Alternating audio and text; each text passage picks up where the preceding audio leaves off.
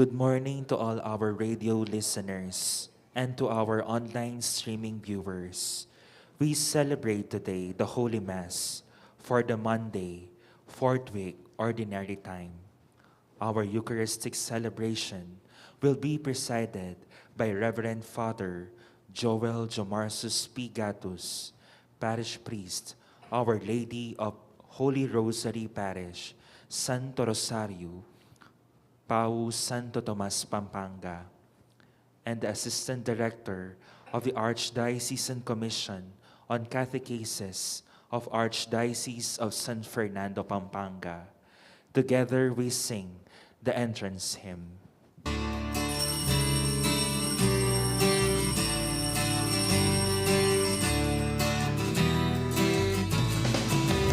to the feast of heaven and earth. Come to the table of plenty.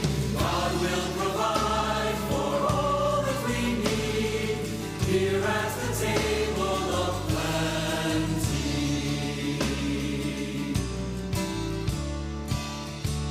Oh, come and sit at my table, where saints and sinners are friends. I wait to welcome the lost and lonely, to share the cup of my love. Come to the feast of heaven and earth. Come to the table of plenty. God will provide for all that we need here at the table of plenty. In the name of the Father, the Son, the Holy Spirit, Amen. the Lord be with you. And with your spirit, My dear friends, welcome to our Eucharistic celebration as we prepare ourselves to receive the Spirit of the Lord, the Holy Spirit, His most holy body and blood. Let us first humble ourselves and acknowledge our shortcomings, our failings, and our sins. I confess to Almighty God, and to you, my brothers and sisters, that I have greatly sinned in my thoughts and in my words, in what I have done and in what I have failed to do, through my fault, through my most grievous fault. Therefore I ask Blessed Mary, ever Virgin, all the angels and saints, and you, my brothers and sisters, to pray for me to the Lord our God. May Almighty God have mercy on us, forgive us our sins, and bring us to everlasting life. Amen. Lord have mercy. Lord, have mercy. Christ have mercy. Christ, have mercy. Lord have mercy. Lord, have mercy. Let us pray. Grant us, Lord our God, that we may honor you with all our mind and love everyone in truth of heart. We ask this through our Lord Jesus Christ, your Son, who lives and reigns with you in the unity of the Holy Spirit, God forever and ever. Amen. Let us listen to the word of the Lord.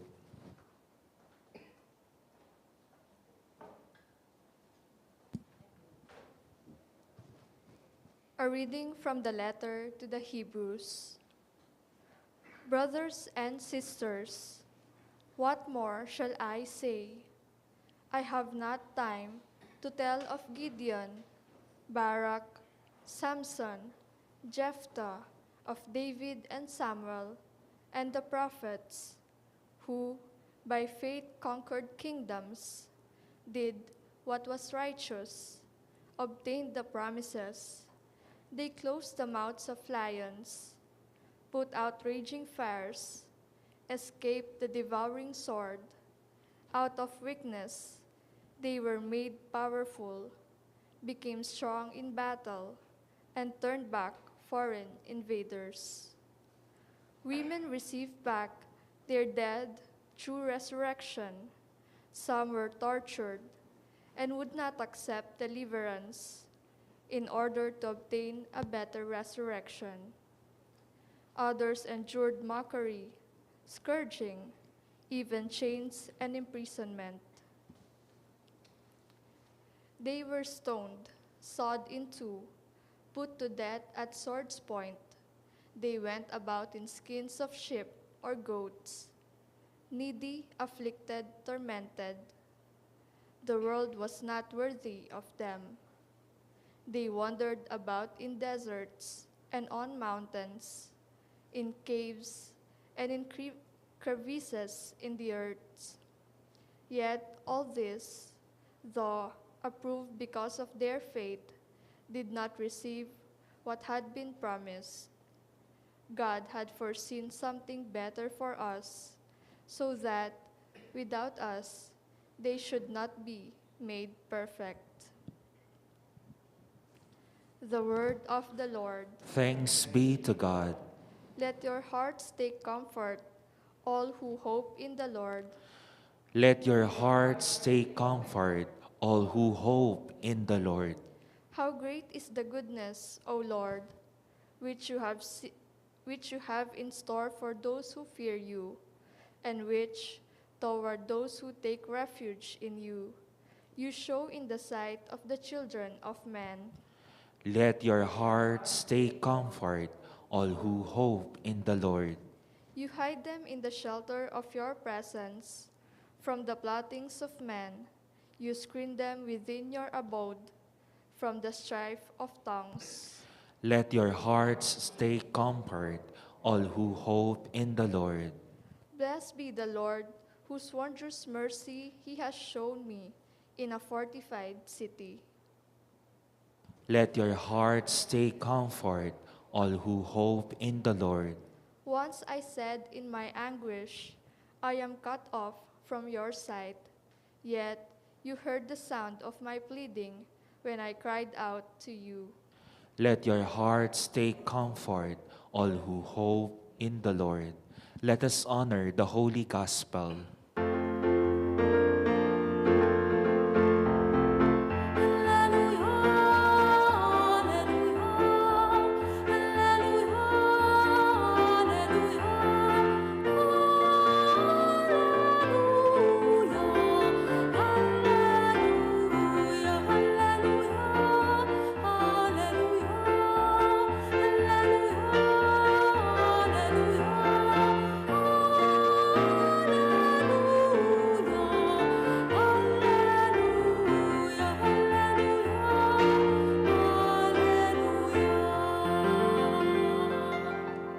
The Lord be with you. And with your A spirit, reading from the Holy Gospel according to Saint Mark. glory to you, O Lord. Jesus and his disciples came to the other side of the sea, to the territory of the Gerasenes. When he got out of the boat, at once a man from the tombs, who had an unclean spirit, met him. The man had been dwelling among the tombs, and no one could restrain him any longer, even with a chain. In fact, he had frequently been bound with shackles and chains. But the chains had been pulled apart by him, and the shackles smashed, and no one was strong enough to subdue him. Night and day, among the tombs, on the hillsides, he was always crying out and bruising himself with stones. Catching sight of Jesus from the distance, he ran up and prostrated himself before him, crying out in a loud voice, "What have you to do with me, Jesus, Son of the Most High God? I adjure you by God, do not torment me." He had been saying this to him, "Unclean spirit, come out of the man." He asked him, "What is your name?" He replied, "Legion is my name. There are many of us." And he pleaded earnestly with him not to drive them away from that territory.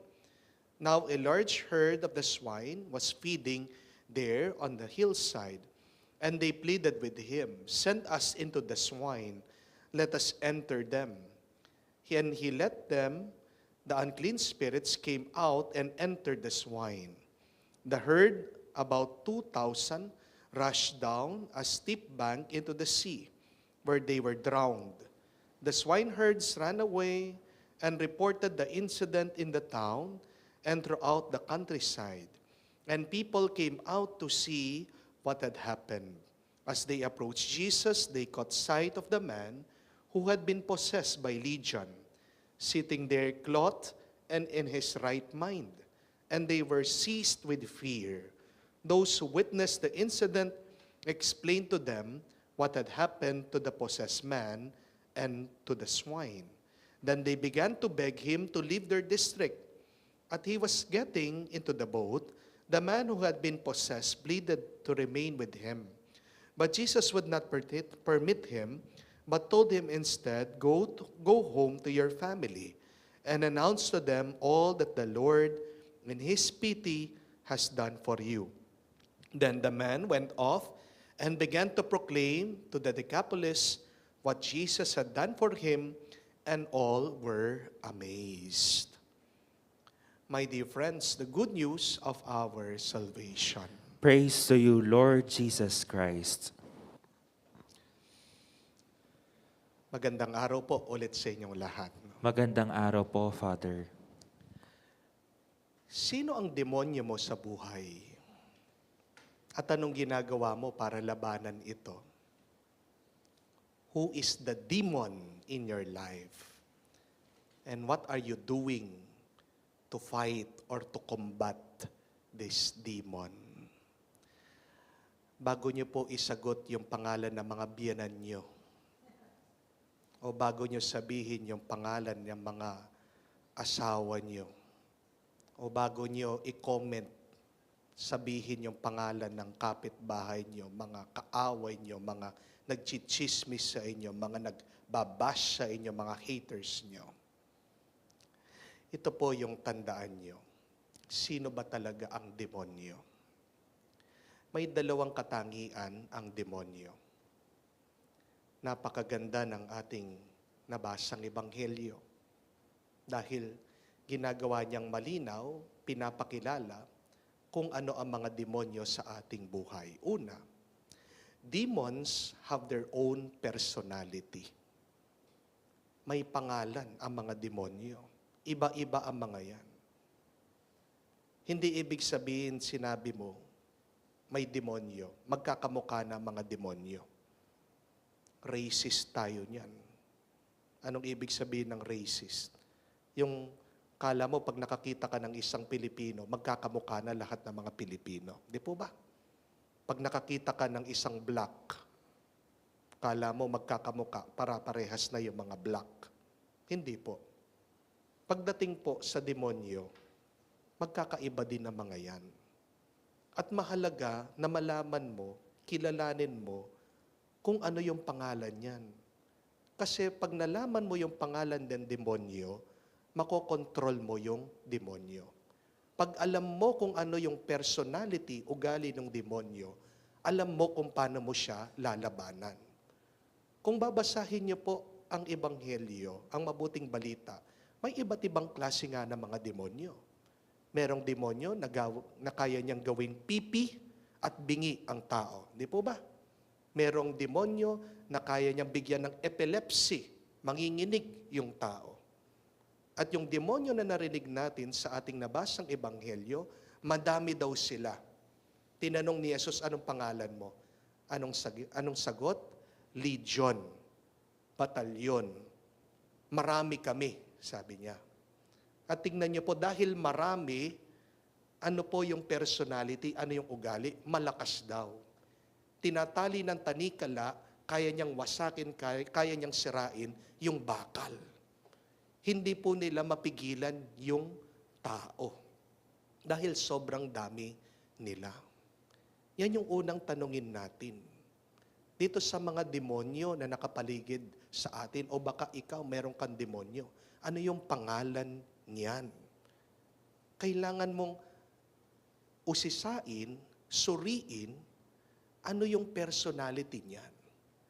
Kasi kung gusto mong mapaalis, dapat alamin mo muna, pinagdarasal mo sa Diyos, Lord, paalisin mo ang demonyo ng pagkamarites ng taong ito. Hindi naman siya marites eh. Hindi naman siya chismosa eh. Mayabang lang talaga siya. Hindi po ba? No? baka hindi naman talaga yun yung demonyo. Baka meron siyang demonyo ng galit. Kaya minamarites ka, kaya sinisiraan ka. Pinagdarasal mo, no? Lord, alisin mo ang demonyo ng katakawan. Pero hindi naman yun yung demonyo niya eh. Ang demonyo niya, lungkot. Dinadaan sa pagkain yung kanyang lungkot, yung kanyang depression. No? Lord, alisin mo yung demonyo ng addiction sa sugal. Eh baka hindi naman talaga yun yung pangalan ng demonyo niya. No? Baka lonely lang siya. Baka naghahanap ng tao na magmamahal sa kanya. Kaya napakahalaga, unang-una, bigyan mo o alamin mo yung pangalan ng demonyo na sumasanib sa tao. But secondly, what or who is a demon? Remember this, a demon or an unclean spirit is a disembodied entity or creature trying to find a body so that that creature, that entity can possess the body and fulfill that evil desire. Mga masasamang espiritu, walang katawan na mga yan. Kaya naghahanap ng katawan, pag naposes na, pag nasaniban na, gagamitin ng katawan ng tao para gawin yung kanyang masamang mithiin. Merong masamang espiritu ng pag-inom, no? Addiction sa alak. Eh paano niya mapufulfill yung kanyang desire kung wala itong bibig, kung wala itong throat? Di po ba? Merong demonyo ng sexual desire. Kailangan niya ng sexual organs para ma-fulfill yon, no? There is a unclean spirit of anger. Kailangan niya ng puso ng tao. Naiintindihan niyo po ba? Kaya nga, narinig natin din sa Ebanghelyo, nung pinapaalis sila ng Panginoon dito sa taong sinaniban, nakiusap ang mga demonyo.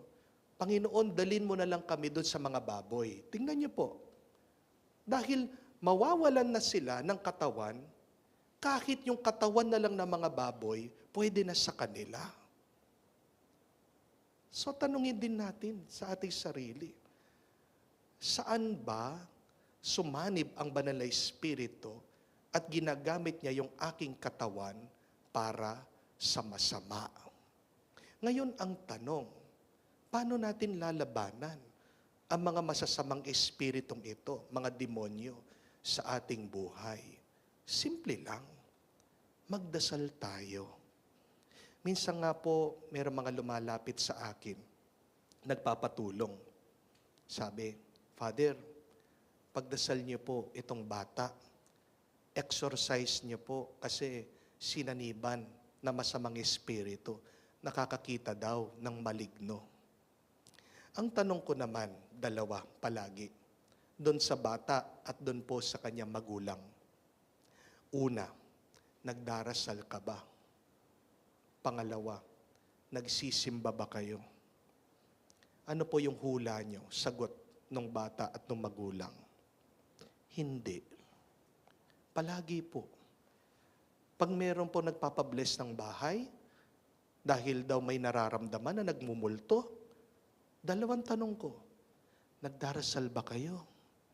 Nagsisimba ba kayo? Ano po sa tingin yung sagot nila? Hindi. Eh yun yung problema. Bakit hindi magkakaroon ng masamang espiritu dyan? Bakit hindi ka sasaniban ng demonyo? Eh kasi, wala ang banal na espiritu sa iyo. Anong ibig sabihin ng pagdarasal? Bigyan ko po kayo ng simpleng definition. Galing po sa isang Jesuita, the late Father Thomas Green. Napakaganda ng kanyang description, ng kanyang definition ng pagdarasal.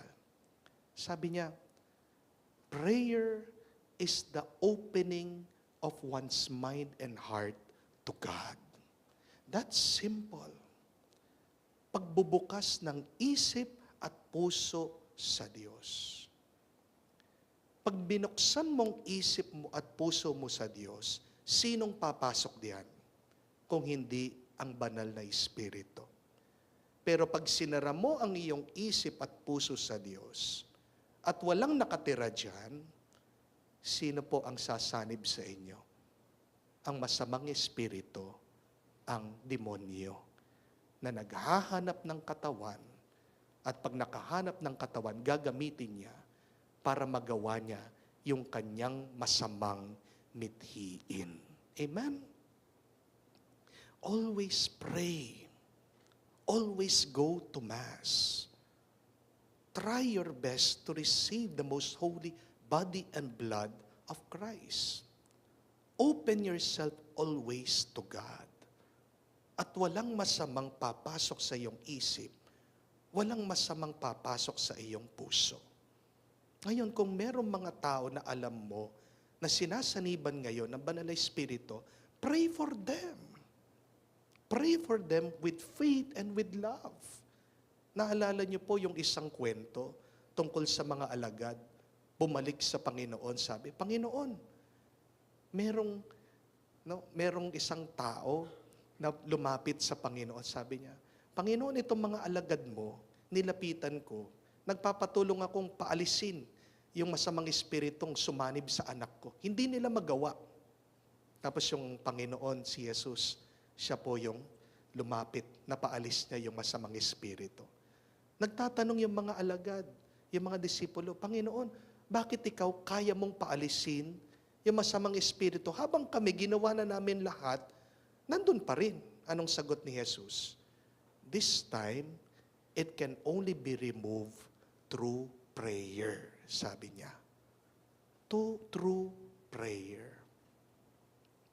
So, wag tayong titigil sa pagdarasal para hindi pumasok ang masamang espiritu na maninira sa ating isip at puso. No? Pagdasal mo din yung mga tao na kung minsan sinisiraan ka, ginagawang mabigat yung buhay mo, intindihin mo sila. Sa totoo lang, ayaw naman nila yung kanilang ginagawa. Yun lang nga, pinasukan lang sila na masamang espiritu. Ano po sa tingin nyo, bakit sinaniban itong taong ito? Dahil wala si Jesus doon sa lugar nila. Tingnan nyo nga, napaalis na nga niya yung masamang espiritu. Natakot daw yung mga tao. Nagmamakaawa sila sa Panginoon. Umalis na po kayo dito. Hindi malayo. Meron na naman ibang masamang espiritong papasok sa sanib sa mga taong yon. Dahil wala ang Panginoon. When the Holy Spirit is not there, the bad spirit will always try to find a way to possess us. Amen? So paano mo lalabanan? Una, labanan mo sa panalangin. Pangalawa, labanan mo sa pamamagitan ng pagtanggap mo sa Panginoon, sa kanyang katawan, sa kanyang dugo. At pangatlo, kahuli-hulihan, makinig ka palagi sa salita ng Diyos. Dahil isa sa mga tanda na ikaw ay nakikinig talaga sa salita ng Diyos ay yung napapaalis mo yung mga masamang espiritu. Sabi ni Jesus yan, when you proclaim the word of God, the kingdom of God is coming, you will be accompanied by signs. May mga tanda na kayo ay nagpapahayag ng mabuting balita. At ano ang unang-unang tanda that you can drive away demons? Panalangin, ang Eucharistia, ang banal na katawan at dugo ni Kristo, at ang salita ng Diyos. Tanungin mo ulit ang iyong sarili. Sino ba ang demonyo ko sa buhay? Paano mo malalabanan? Meron ka ng pananggala. Meron ka ng panlaban ngayon. Huwag mong kalimutan magpatulong sa Diyos dahil mas makapangyarihan ang Diyos sa anumang masamang espiritu at demonyo mo sa iyong buhay. Amen. Jesus has shown His power over the forces of evil, and by His word brought calm to a tormented man. Let our prayer be, Lord, hear us. Lord, hear us. May those whose mental illness leads them to inflict injuries upon themselves find that medical and emotional support which will alleviate their distress. Let us pray to the Lord. Lord, hear us. May those who work with the severe mentally ill people will fill with the courage and compassion and always show respect for those in their care. Let us pray to the Lord. Lord, hear us. May teachers have a real sense of their vocation and treasure the opportunity to enthuse children in their learning and in their spiritual and human development. Let us pray to the Lord. Lord, hear us. May students find a time when they build up friendships, renew their quest for knowledge, and grow in their sense of fairness and justice to all. Let us pray to the Lord. Lord, hear us. May those who endured terrible persecution for their faith in Jesus stay close to Him, for He is their Savior and will bring them to victory. Let us pray to the Lord.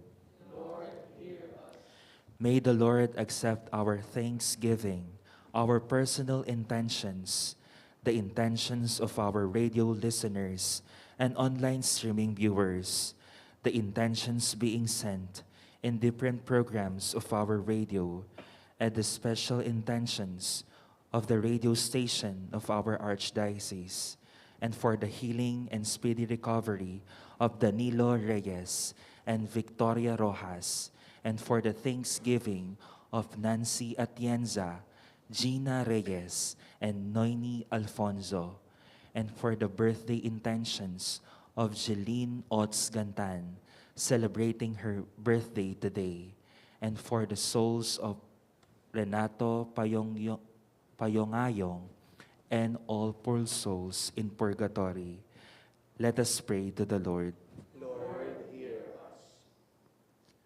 Father, you have shown us the wonders of your love through your Son, Jesus Christ. Keep us safe from all harm. We ask this through Christ, our Lord. Amen.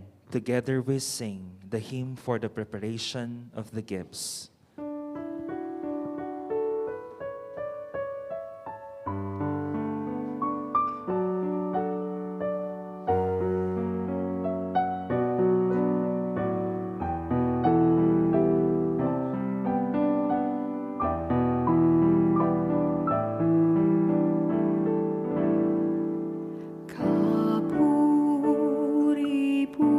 Kapuri-puri ka, Diyos Amang lumikha ng lahat. Sa iyong kagandahang loob, narito ang aming maiaalay.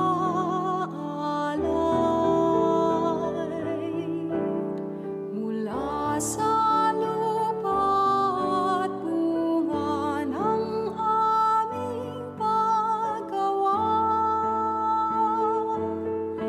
ang tinapay na ito para maging pagkain, nagbibigay buhay. Pray now, my dear friends, that my sacrifice and yours may be acceptable to God, the Almighty Father. May the Lord accept the sacrifice at your hands for the praise and glory of His name, for our good and the good of Holy's Holy Church. O Lord, we bring to your altar these offerings of our service. Be pleased to receive them, we pray, and transform them into the sacrament of our redemption. We ask this through Christ our Lord. Amen. The Lord be with you. And with your spirit, Lift up your hearts. we lift him up to the Let Lord. us give thanks to the Lord our God. It is right and just. It is truly right and just, our duty and our salvation, always and everywhere to give you thanks, Lord, Holy Father, Almighty and eternal God. For although you have no need of our praise, yet our thanksgiving is itself your gift, since our praises add nothing to your greatness, but profit us for the salvation through Christ our Lord. And so in company with the choirs of angels, we praise you, and with joy we now proclaim,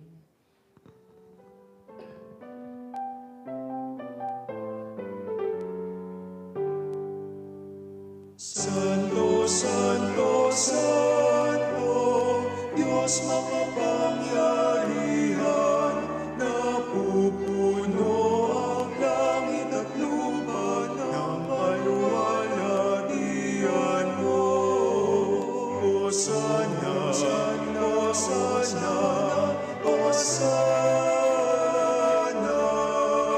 Hosana, Hosana, sa kaitaasan, pinagpalaang naparito sa ngalan ng Panginoon. Hosana, Hosana, Hosana, Hosana, Hosana, sa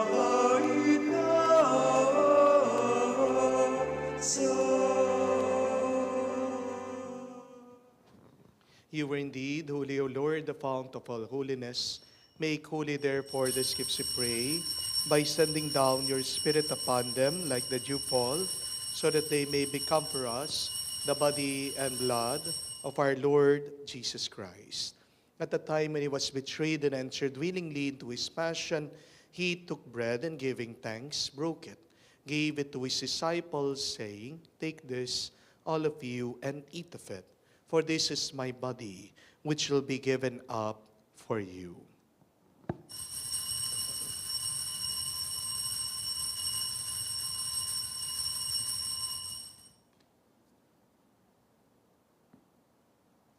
In a similar way, when supper was ended, he took the chalice, and once more giving thanks, gave the chalice to his disciples, saying, "Take this, all of you, and drink from it.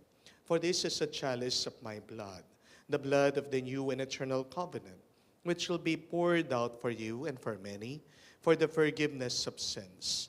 Do this in memory of me."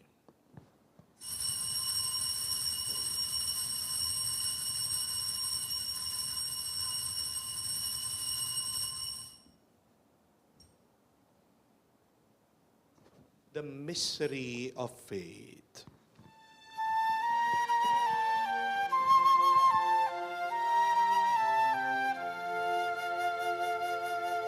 Si Kristo'y namatay, si Kristo'y nabuhay, si Kristo'y babalik sa wakas ng panahon.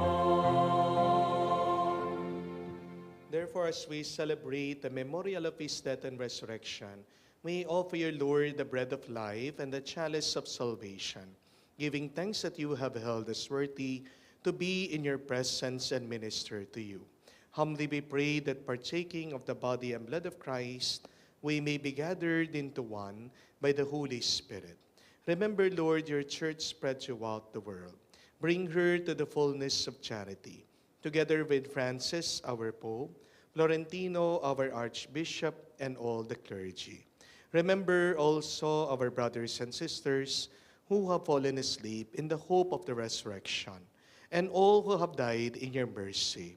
Welcome them into the light of your face. Have mercy on us all, we pray, that with the Blessed Virgin Mary, Mother of God, with Saint Joseph, her glorious spouse, with your blessed apostles, all the saints, Saint Ferdinand, Saint Gabriel, the Archangel, who have pleased you throughout the ages, we may merit to be co-heirs to eternal life, and may praise and glorify you through your Son, Jesus Christ. To him, with him, in him, O God, Almighty Father, in the unity of the Holy Spirit, all glory and honor is yours forever and ever. Amen, amen, amen, amen,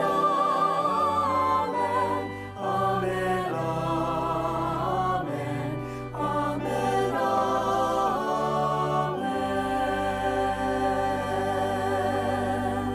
Full of trust and confidence, our loving Father, let us now pray to the words that Jesus taught us.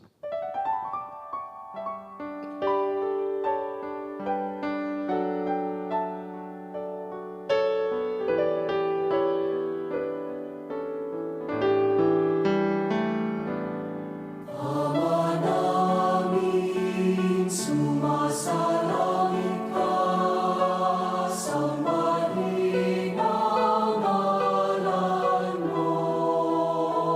Mapasa amin ang kaharian mo, sundin ang loob mo. Dito sa lupa para ng sa langit, bigyan mo po kami ngayon ng aming kakanin sa araw-araw at patawarin mo kami sa aming mga sala para ng pagpapatawad namin sa nagkakasala sa amin. At huwag mo kaming ipahintulot sa tukso. At yadya mo kami sa lahat ng masama. Deliver us, Lord, we pray, from every evil. Graciously grant peace in our days, that by the help of your mercy, we may be always free from sin and safe from all distress, as we await the blessed hope and the coming of our Savior, Jesus Christ. For the kingdom, the power, and the glory are yours, now and forever. Lord Jesus Christ said to your apostles, peace I leave you, my peace I give you. Look not on our sins, but on the faith of your church, and graciously grant her peace and unity in accordance with your will. For you who live and reign forever and ever. Amen. The peace of the Lord be with you always. And with your Let spirit. us offer each other the sign of peace. Peace with you, peace with you, peace with you.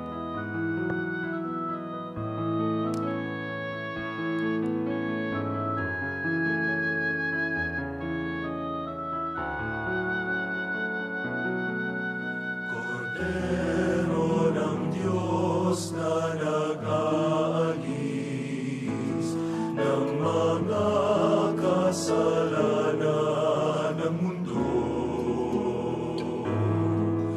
Maawa ka sa amin, Cordero ng Diyos, maawa ka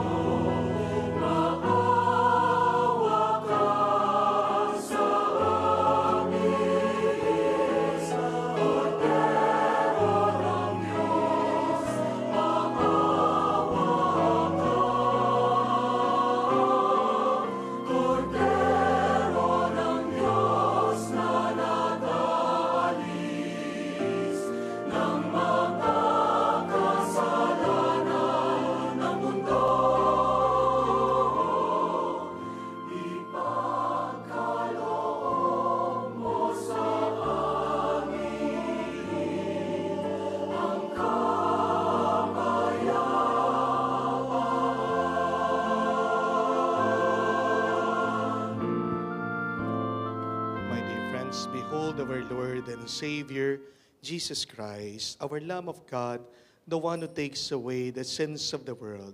Blessed are we now called to be with him in the banquet of the Lamb. Lord, I am not worthy that you should enter under my roof, but only say the word, and my soul shall be healed.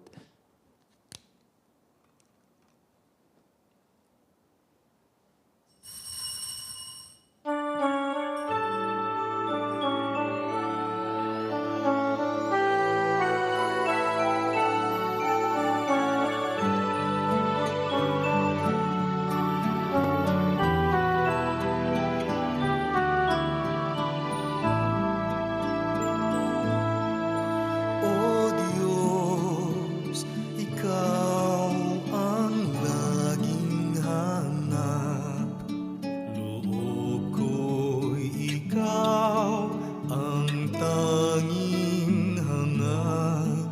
Nauuhaw akong parang tigang na lupa sa tubig ng iyong pag-aaruga.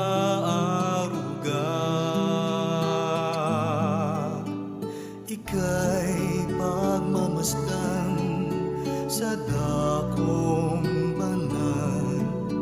Nang makita ko ang iyong pagkarangal, dadalangin akong nakataas aking kamay. Magagalak na aawit na ang papuring iaalay. Ngunit ako'y ikaw habang naimlay, pagkat ang tulong mo sa tuwin ay taglay sa lilim ng iyong mga papat.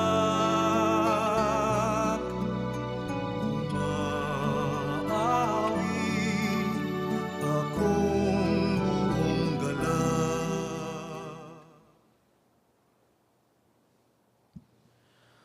For our radio listeners and online streaming viewers who cannot physically receive the communion, we will join you in praying the act of the spiritual communion. My Jesus, I believe that you are present in the most holy sacrament. I love you above all things, and I desire to receive you into my soul. Since I cannot at this moment receive you sacramentally, come at least spiritually into my heart. I embrace you as if you were already there and unite myself fully to you. Never permit me to be separated from you. Amen.